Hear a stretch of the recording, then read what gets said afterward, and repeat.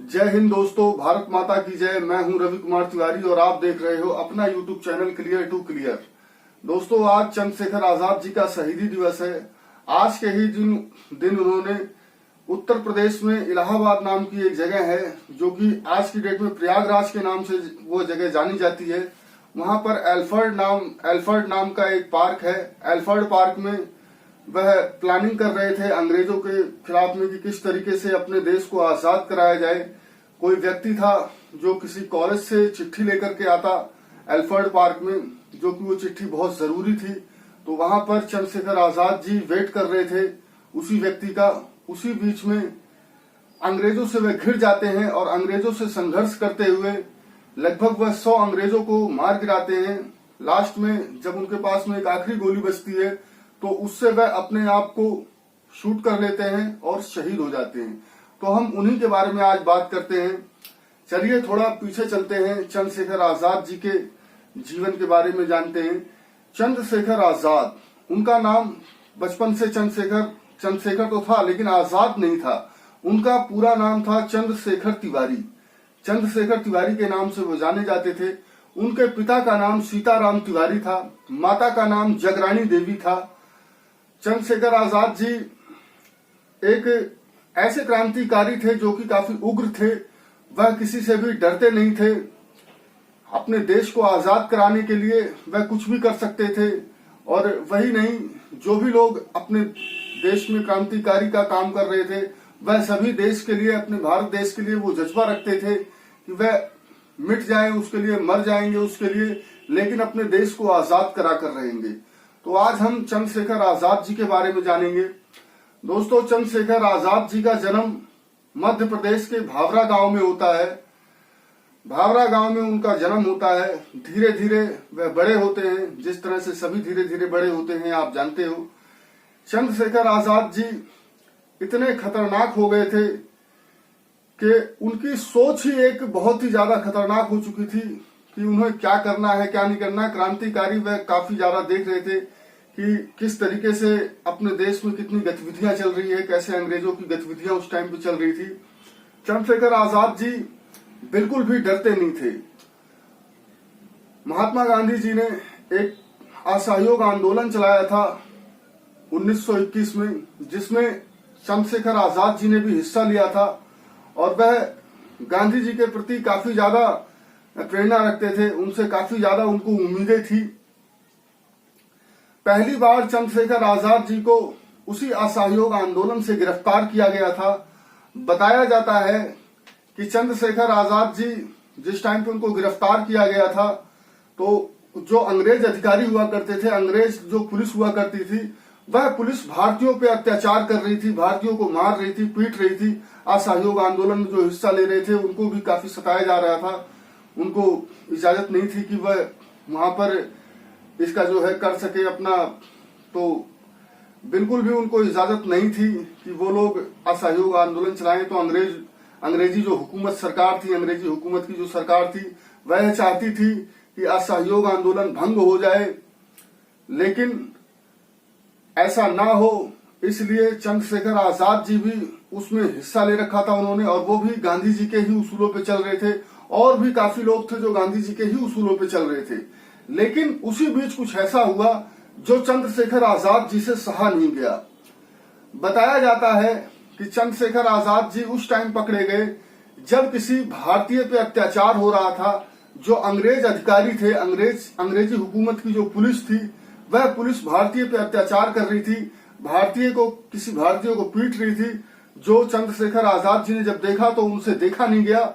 उन्होंने एक पत्थर उठाया जमीन से और पत्थर उठा करके उस अंग्रेज अफसर के ऐसा निशाना लगाया कि उसके सर पे जाकर के वो पत्थर लगा, जिससे वह अंग्रेज पुलिस वाला था उसका सर फट गया, उसका सर से खून निकलने लगा। लेकिन वहां पे और भी अंग्रेज अधिकारी थे और चंद्रशेखर आजाद जी उस टाइम पे छोटे थे, बच्चे थे, लगभग 14 से 15 साल की उनकी उम्र थी उस टाइम पे।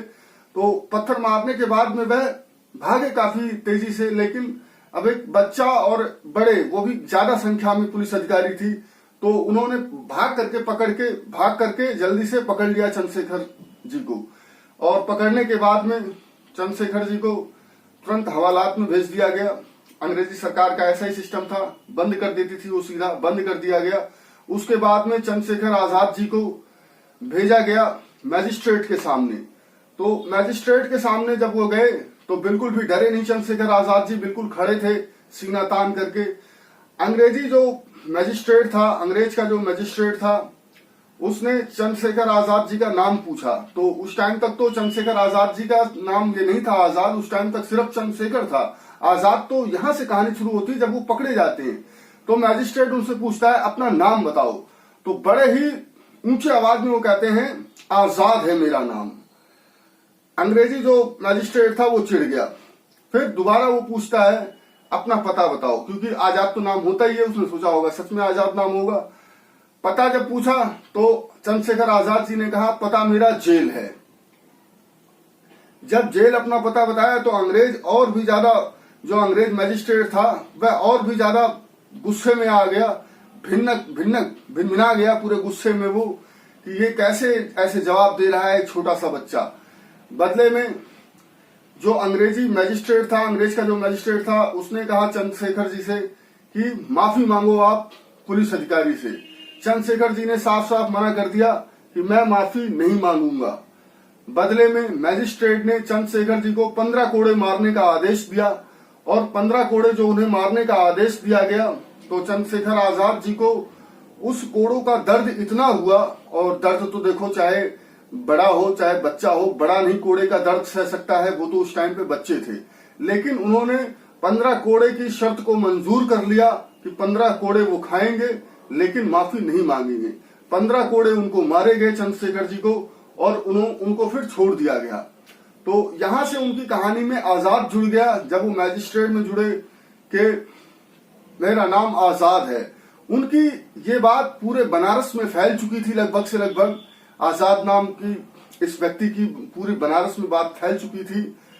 बस फिर क्या था, इसके बाद में चंद्रशेखर आजाद जी ने, अब उनका नाम चंद्रशेखर आजाद हो चुका था, इसके बाद उन्होंने कसम खा ली कि वो जब तक जिंदा रहेंगे, जब तक वो जीवित रहेंगे, तब तक कभी भी अंग्रेजों के हाथ वो जीते जी नहीं पकड़े जाएंगे।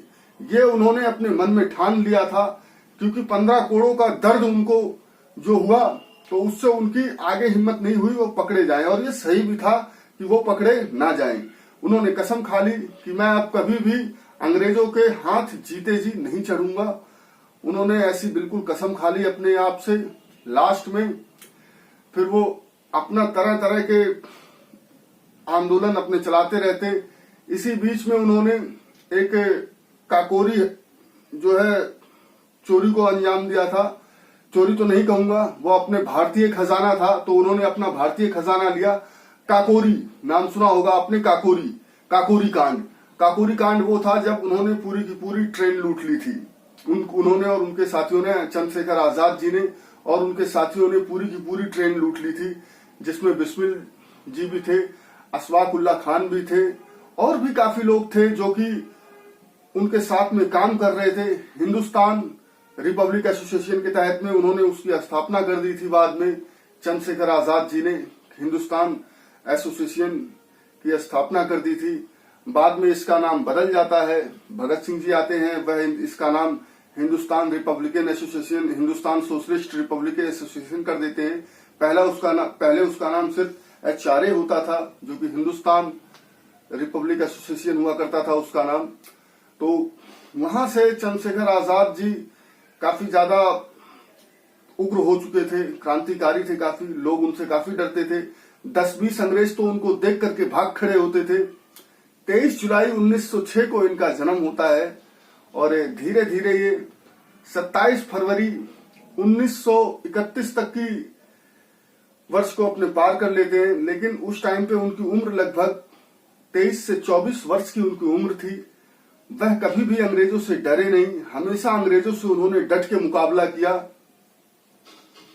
लास्ट टाइम में चंद्रशेखर आजाद जी इलाहाबाद के एल्फर्ड पार्क में, जो कि आज की डेट में उस जगह का नाम प्रयागराज है, जो कि उत्तर प्रदेश में पड़ता है, तो इलाहाबाद में एक एल्फर्ड पार्क है और अभी भी वो पार्क है।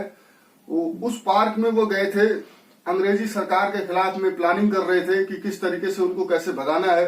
कोई एक व्यक्ति होता है जो किसी कॉलेज से चिट्ठी लेकर के आता है, उनके आने वाला था उनके पास में, लेकिन वह आ नहीं पाता।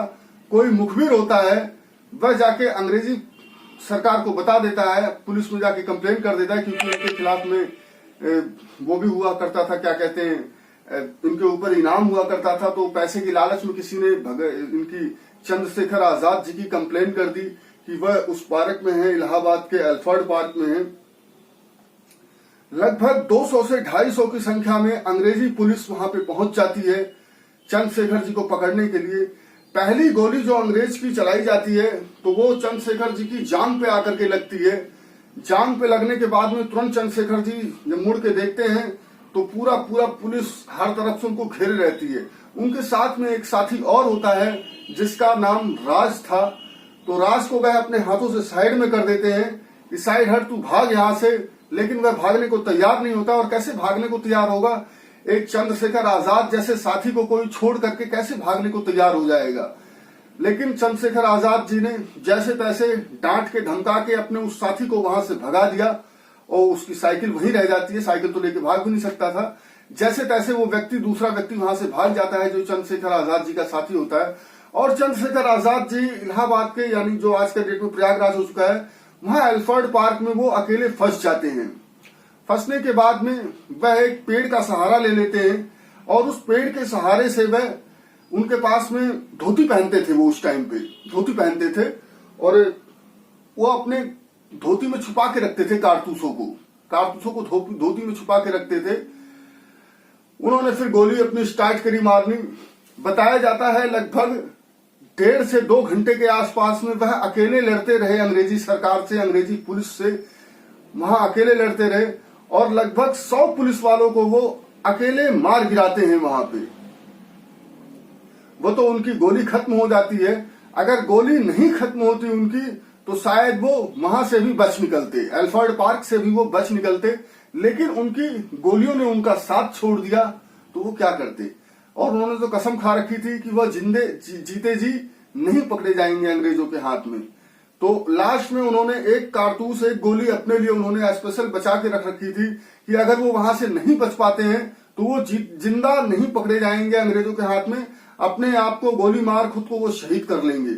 ऐसा ही उन्होंने किया। जब उनकी सारी गोलियां खत्म हो गई, कोई हथियार उनके पास में नहीं बचा था और घायल भी हो चुके थे, पीठ में भी एक गोली लग चुकी थी, जांघ में भी एक गोली लग चुकी थी उनके, तो लास्ट में जब उनकी गोलियों ने भी उनका साथ छोड़ दिया तो वह भारत माँ की मिट्टी को उठाते हैं, अल्फ्रेड पार्क से मिट्टी को उठाते हैं और कहते हैं कि माँ बस मैं इतनी ही तेरी सेवा कर सका, अब मैं सेवा नहीं कर सकूंगा, मुझे माफ कर देना।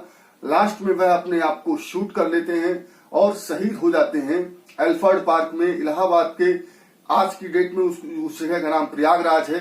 वहां पर वह अपने आप को शूट कर लेते हैं और अपने आप को हमेशा के लिए शहीद हो जाते हैं, अमर हो जाते हैं भारत देश के लिए।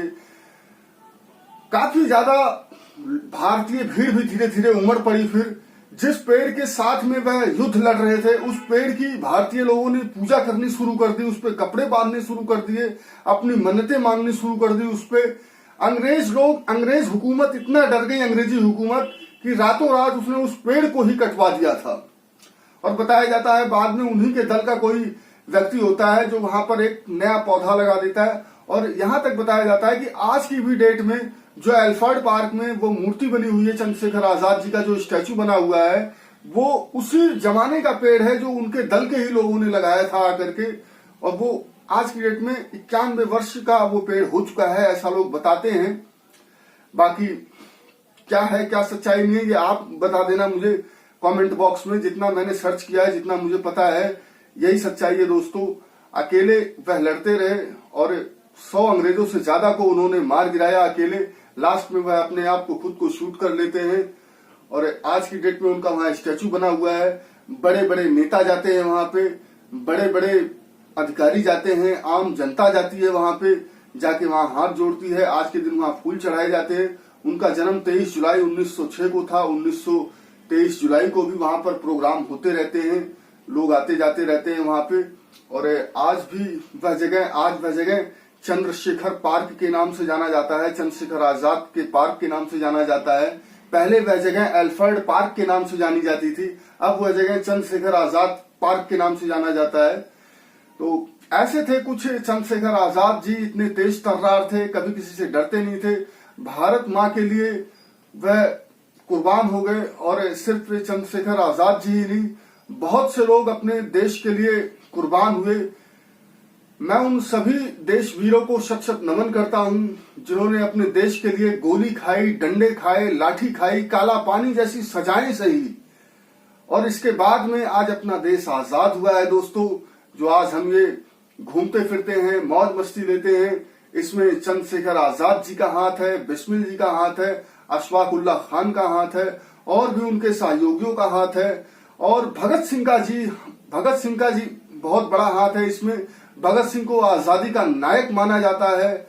चंद्रशेखर आजाद जी भी भगत सिंह की काफी इज्जत करते थे, क्योंकि भगत सिंह जी की क्या वैल्यू थी ये मुझे बताने की जरूरत नहीं है, ये हर कोई जानता है। और चंद्रशेखर आजाद जी वो तो सुपर थे, वो तो सीधा शूट करने में विश्वास रखते थे, गोली मार तो गोली मार देते थे, वो डरते नहीं थे बिल्कुल भी। लास्ट टाइम में अपने आप को उन्होंने शूट कर लिया था। बस दोस्तों, यही थी कहानी। आज उनका शहीदी दिवस है, आज उनको शहीद हुए लगभग 91 वर्ष हो चुके हैं। 27 फरवरी 1931 को उन्होंने अपने आप को गोली मार दी थी, अंग्रेजों से संघर्ष करते हुए। वह लास्ट में जब पूरा उनका संघर्ष खत्म हो गया, उनकी गोलियां खत्म हो गई, तो उन्होंने कसम खाई थी वह जिंदा नहीं पकड़े जाएंगे। लास्ट में वह अपने आप को गोली मार लेते। तो चंद्रशेखर आजाद जी को मैं शत शत नमन करता हूँ। उन सभी देश के वीरों को नमन करता हूँ जिन्होंने देश के लिए अपनी लड़ाई लड़ी और देश को अपने आजाद कराया। देश के लिए गोली खाई, डंडे खाए, जेल खाई, काला पानी जैसी सजाएं खाई, अपने माता पिता की परवाह नहीं करी, अपने देश के लिए वह लड़ते रहे, हंसते हंसते कुर्बान हो गए। फिर अब बाद में अपना देश आजाद भी होता है। लगभग जब चंद्रशेखर आजाद जी ने अपने आप को जब शहीद किया था, जब उन्होंने अपने आप को शूट किया था, उसके 16 वर्षों बाद 27 फरवरी 1931 को चंद्रशेखर आजाद जी ने अपने आप को शूट किया था, शहीद किया था। उसके लगभग 16 वर्ष बाद 1947 में अपना देश आजाद हो गया था। तो ये इन्हीं लोगों की करम है, इन्हीं लोगों की मेहरबानी है जो आज हम इतनी आजादी से घूम सकते हैं, आजादी की बातें करते हैं। ऐसे देश के वीर को शत शत नमन करते हैं। दोस्तों, कोई गलती हुई हो तो मुझे माफ करना, और कमेंट बॉक्स में आप ये जरूर बताना वीडियो कैसी लगी आपको। वीडियो को लाइक कर देना, शेयर कर देना, सब्सक्राइब कर देना, और अपने दोस्तों तक भी पहुंचा देना। बाकी कोई गलती हुई हो तो माफ करना। जय हिंद दोस्तों, भारत माता की जय।